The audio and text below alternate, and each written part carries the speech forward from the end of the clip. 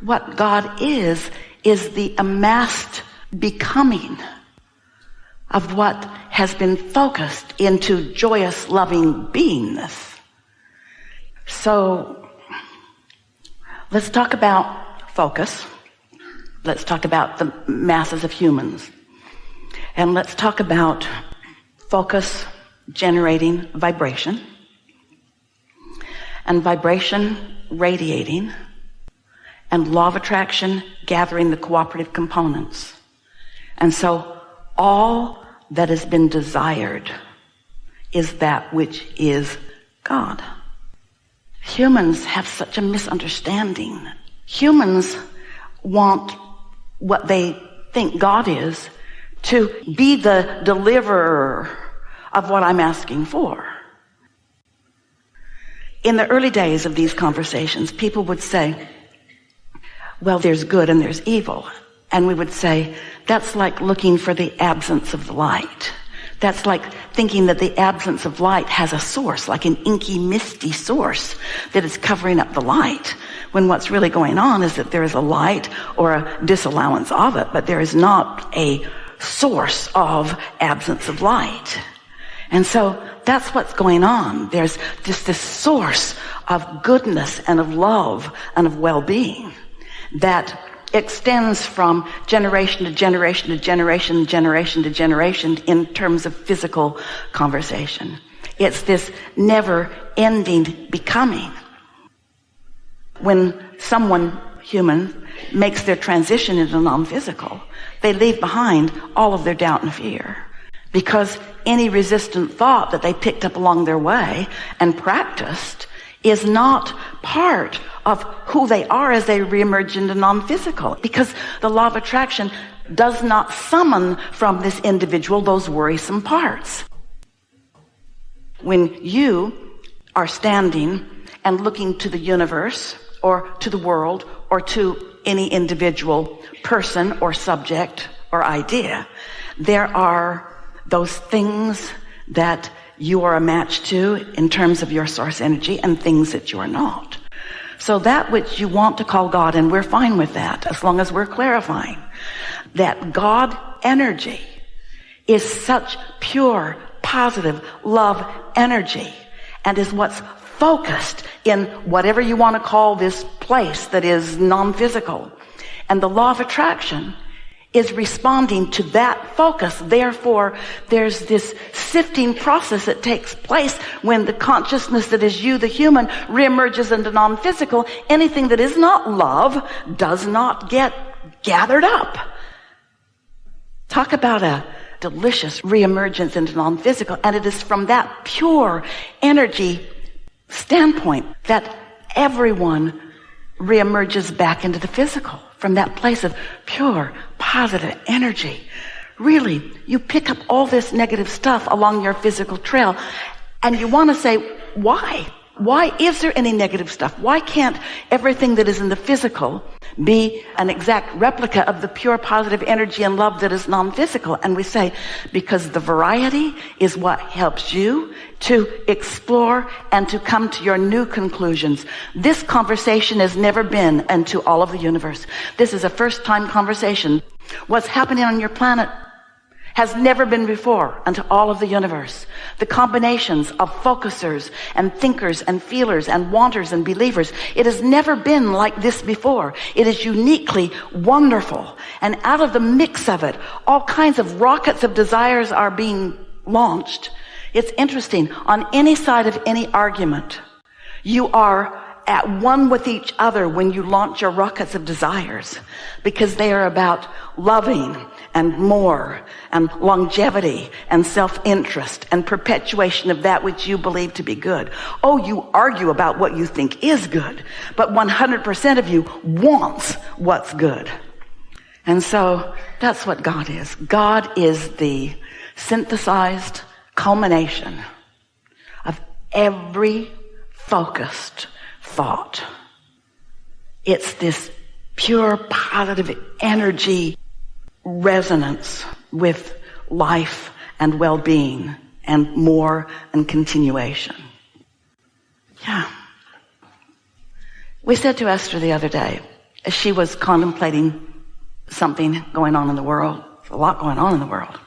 She was contemplating some of it. And we said to her, Esther, for just a moment, breathe with us and now think, rather than thinking about what the world is as it sees you, think about how you are seeing the world. It shook her up because she'd been focused on stuff that she does not want to be a match to. She doesn't want to be a continuation of. Now, when she croaks, no worries, she won't be. Not possible to take that stuff into non-physical. There's not a vibrational realm for it. It can't be.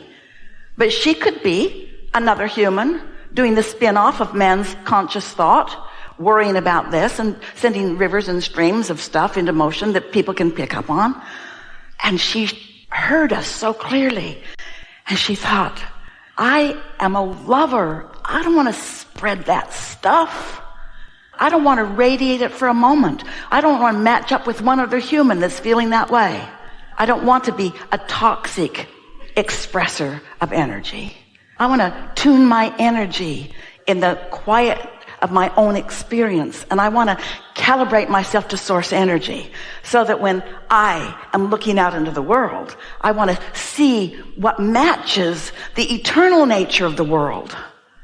And then she and Michelle got on the airplane yesterday. Esther had been thinking about that. She meditated that morning, had received that. This is yesterday. Got on the airplane, and it was as if they stepped into a portal of loveliness. Every encounter with every person. There was a flight attendant who was brilliant and clever and funny and in love with everyone on the airplane. And Esther could feel it for sure. Everything that came out of his mouth was delicious to hear. Esther usually takes a nap while she flies. She didn't.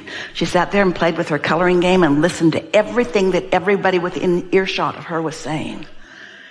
And she noticed that this man who started out with the microphone set such a tone of fun and niceness and welcoming that everyone that was in Esther's earshot, everyone that spoke out, was right there with him. People that have probably never been funny in their life wanted to be funny like he was funny. And he repeated their funny to the whole crowd.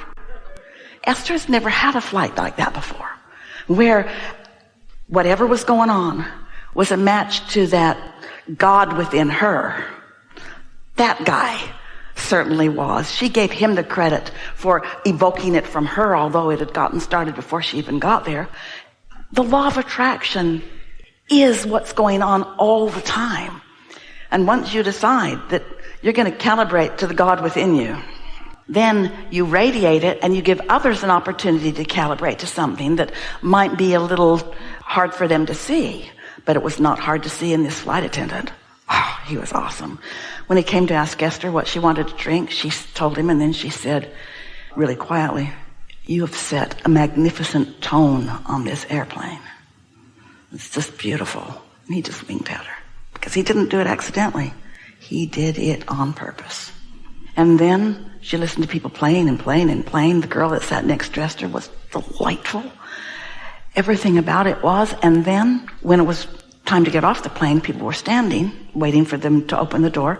Took a little longer than usual, which was just perfect for Esther because she wanted to suck up more of what was going on. And a man who had been engaging with the flight attendant quite a bit, he said to him loud enough that Esther could hear, maybe everyone could. He said, "You know what you are?"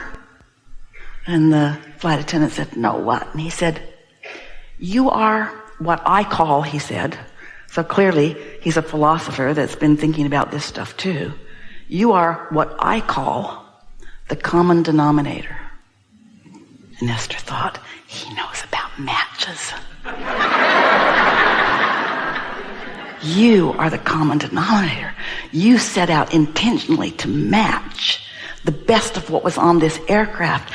And the man didn't go on to say it, and Esther thought to herself, and you found it.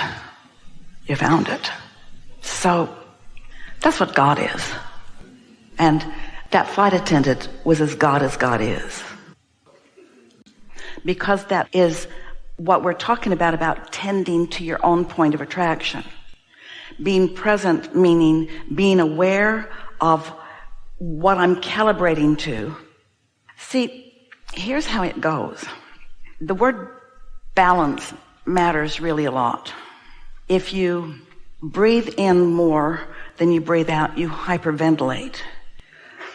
If you plan to do more things than the amount of time you have accommodates, you get out of balance.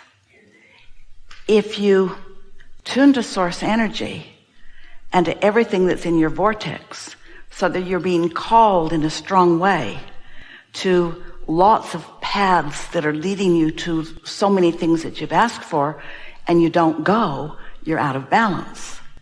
And so the way you know whether you're in balance or not is by the way you feel. Usually, when someone is just getting started in this, usually the first thing that we say to people is make more decisions in every day. Because when you decide that you want something, that's your conscious mind deliberately calibrating to the things that you want. Balance. If you spend more money than you have, you're out of balance. If you have more money, if you keep summoning money and you don't have something that you want to flow it to, you get out of balance. In other words, balance really is about in and out, in and out.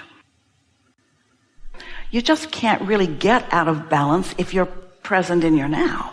If you care about the way you feel.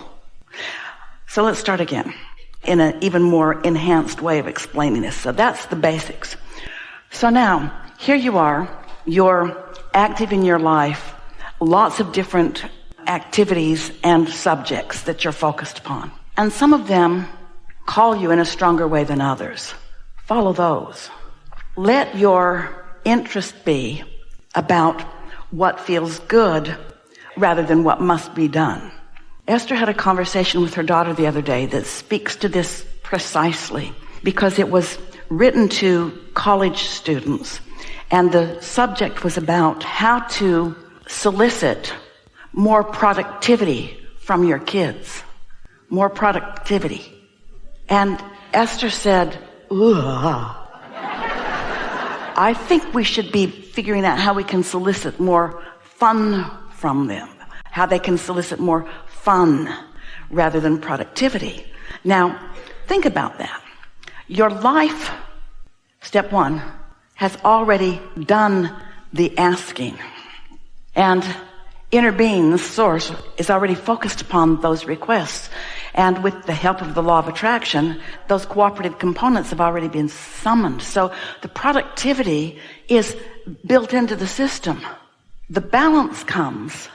How do I, as a human individual, allow in what I'm asking for? So if I've asked for more than I'm letting in, I'm out of balance.